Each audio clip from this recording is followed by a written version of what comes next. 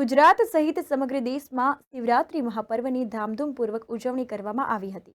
તો ત્યારે ગુજરાત અને મહારાષ્ટ્રની સરહદ પર પણ ઉજવણી કરવામાં આવે છે। તો મહારાષ્ટ્રના ઝાઈમાં શિવરાત્રીની વિશેષ ઉજવણી કરવામાં આવી હતી।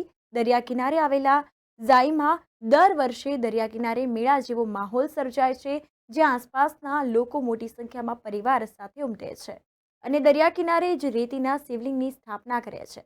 ત્યારબાદ તેની પૂજા અર્ચના કરવામાં આવે છે। આજે પણ શિવરાત્રી નિમિત્તે દરિયા કિનારે મોટી સંખ્યામાં લોકો પરિવાર સાથે ઉમટ્યા હતા।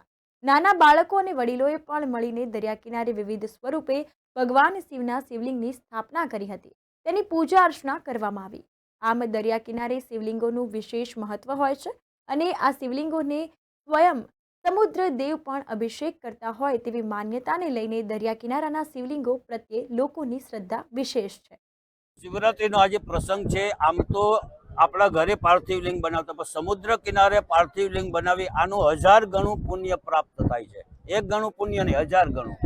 તો આ પાર્થિવ લિંગ આમ તો શિવજીની પાર્થિવ લિંગ કરીને સમુદ્રમાં પધરાવા જાય, પણ સમુદ્ર નારાયણ ભગવાન પાણી અહીંયા જ આપે છે, ઓટોમેટિક પ્રવાહની અંદર વહેતું થઈ જાય છે। આને કહેવાય પાર્થિવ લિંગ।